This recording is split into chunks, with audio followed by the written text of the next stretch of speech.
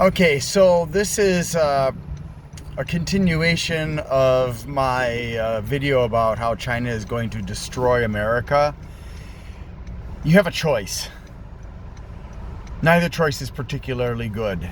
And these are very, very, very broad choices. There are obviously going to be other choices. But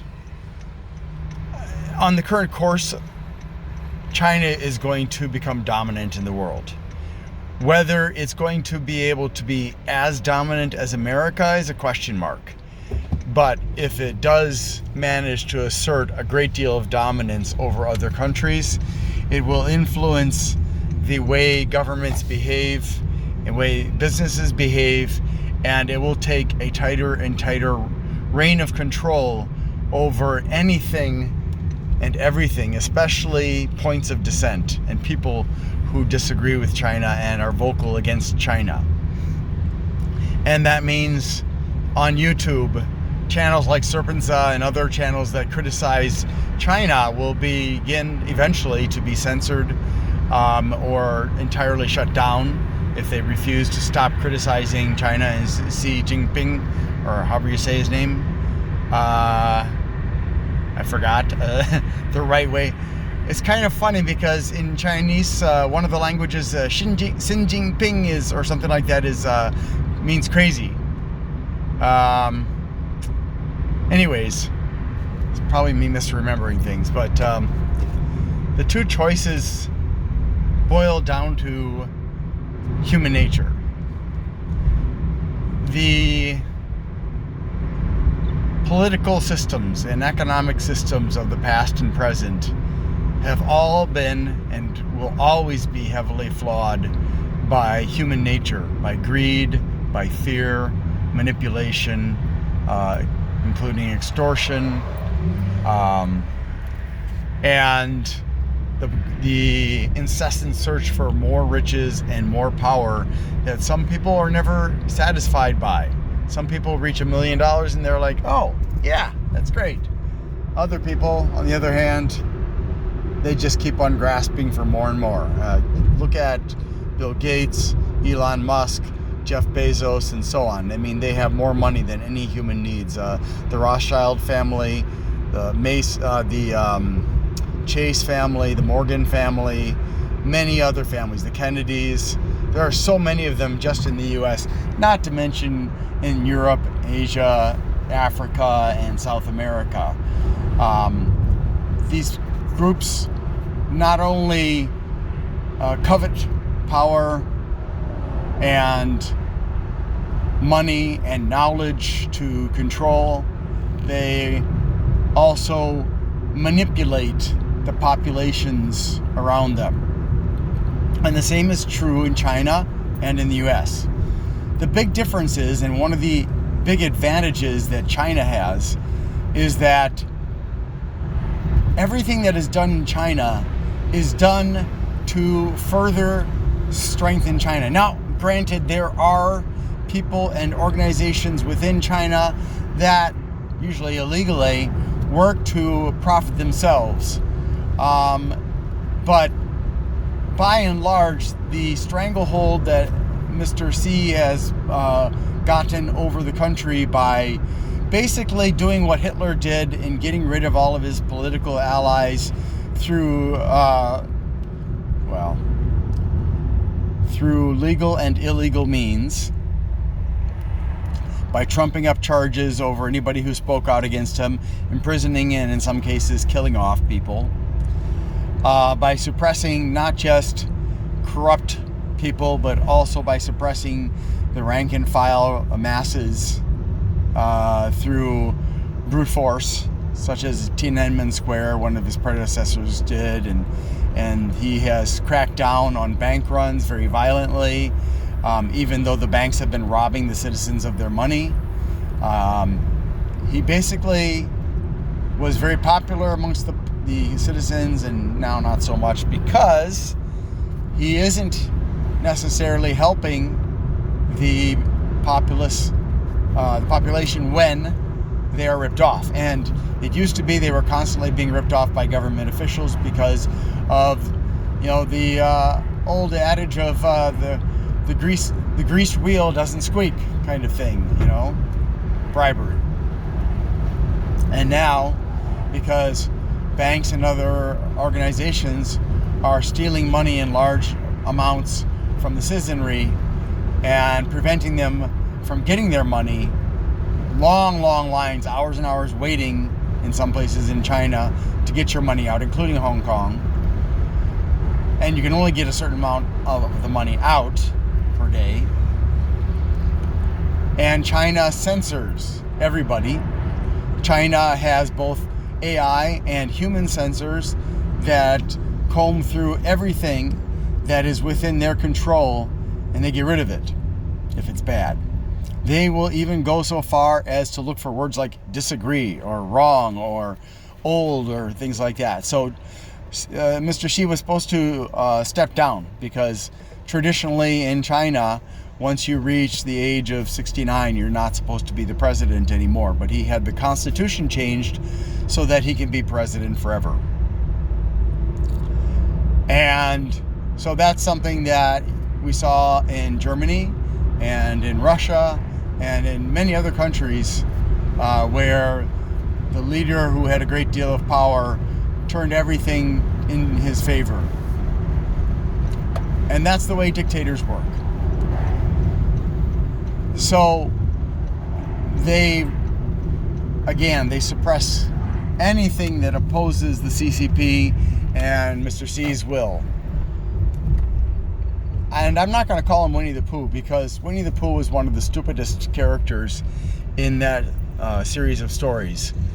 And, while I cannot think of who particularly would have been the smartest, perhaps it was the owl or the rabbit, but really there weren't any very smart characters that are as smart as he is. He's a very wise man. He learned very well the best ways to get power. So the first choice is to continue to be a patron of Chinese products. And that's good, because the prices are still low from China because labor is low. Now that's going to change. Labor prices have already risen in China over the past few decades. That China has been a major industry of or major place of industry, but it's still low enough that it's cheaper for companies to produce things in China than in many other countries. There are other countries that are cheaper, but not all of them have the infrastructure to do it, such as in Vietnam. Indonesia can do some of it, but there are limitations there, including a great deal of bribery, as well as horrible pollution in the built-up areas like in Jakarta, which is also sinking. And so Jakarta's not going to be the capital for too much longer. It's going to be moved to the island of Kalimantan, where they're destroying the massive forests of the island of Borneo so they can build their new capital. And destroying the Dayak culture at the same time. The Dayaks are the traditional people of Kalimantan. And so if we continue to purchase Chinese products, and in some cases it's very difficult. Like if you want to buy Chinese products, products like computer fans, it is extremely difficult to find computer fans that are not made in China. Noctua, which historically has built in Taiwan, is also now building fans in China. And there are very few companies that used to make them in, say, Vietnam or Japan or whatever, that still do so. Instead, they have moved to China as well. Apple moved to China and has continued to double down on their investments in China. They have agreed to a 5-year contract where they're going to invest, I think it was $275 billion in China to further solidify their benefits and profits of manufacturing in China. And this is despite pressure from people within the American government for Apple to ease out of China. And this is very concerning to me because, one of the things about the Chinese government is it doesn't, it's kind of like America and certain other countries where it can force companies to comply with its requests for data. So in America, the intelligence agencies can go to a company and say, okay, we want access to your data. You are not allowed to warn your customers in advance. You are not allowed to warn your customers at all. They're basically gagged from sending out any kind of a signal to the customers that they are being ransacked of their data. And that can be voluntarily as a financial gain for the company, or involuntarily. China, on the other hand, does not have discrete or secret laws that allow them to plunder the data of companies. Any company that is a Chinese company, whether it's based in America or whether it's based in Europe or anywhere else, must turn over data to China upon China's request. That is to say, the Chinese government.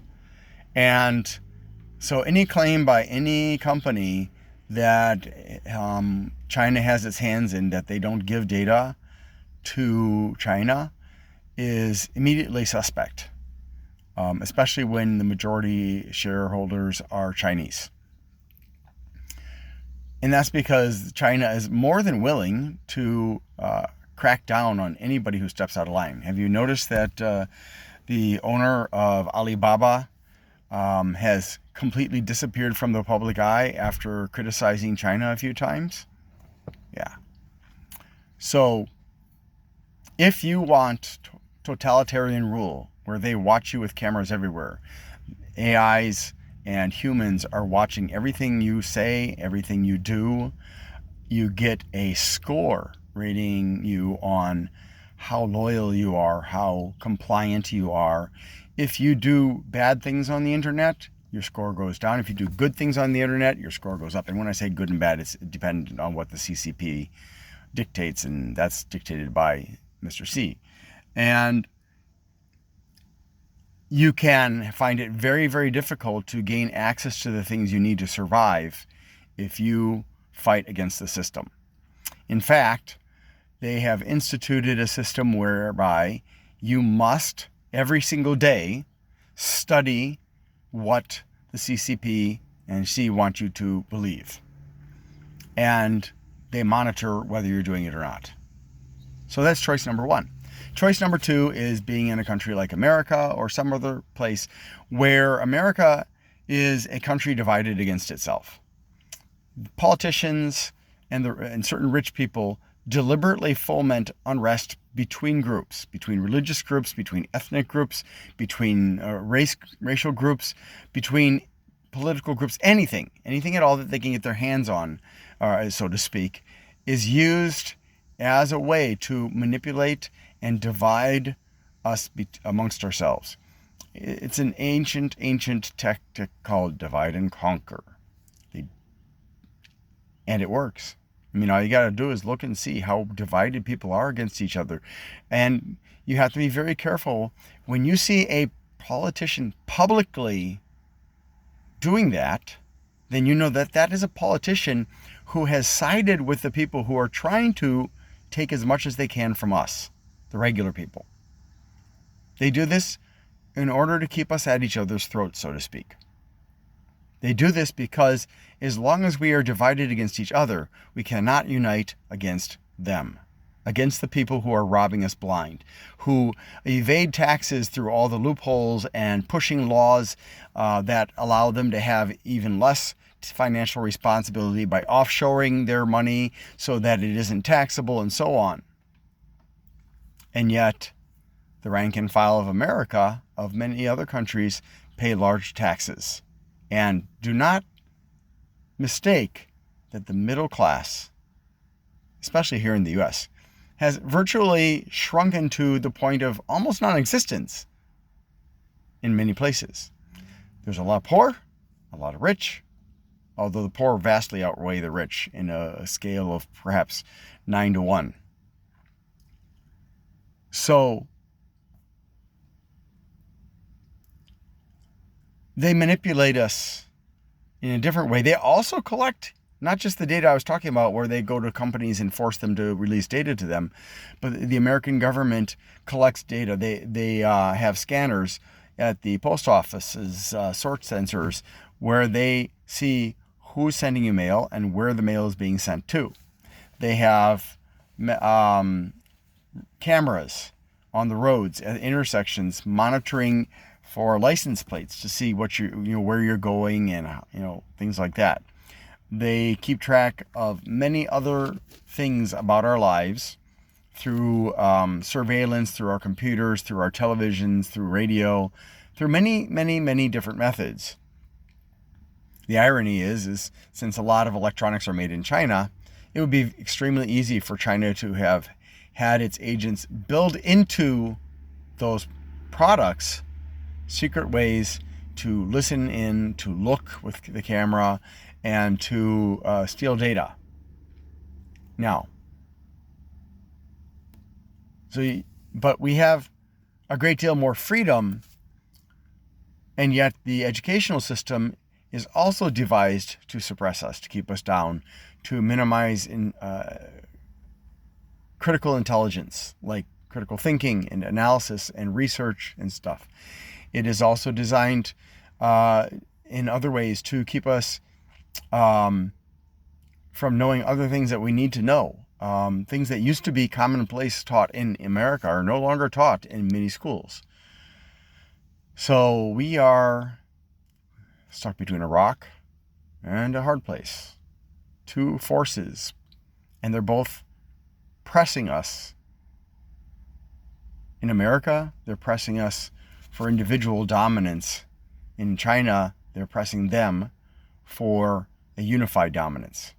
Now, if you take a bunch of different factions that are fighting against each other and you suddenly direct them against a common enemy, what will happen? There will be some cooperation, perhaps enough to win, and then they will go back to the way they were. However, the chances are not good that will happen. The success of winning out over China, because China is united through force to a large degree, but it's united. Therefore, unless America becomes a nation that is not constantly being manipulated and divided and conquered by petty financial warlords who think only of themselves and maybe their families, America will succumb. Europe will succumb. Every country will eventually fall sway, if they haven't already, to China, in part, if not in whole. So you decide, as a business leader, as an employee, as a student, which system do you want to live under? Or would you prefer a new system? A system where it is hard, if not impossible, for human nature to corrupt and destroy what we actually need for all of us to thrive, prosper, be our best, and reach our full potential. Thanks for watching, and I hope you have a great day.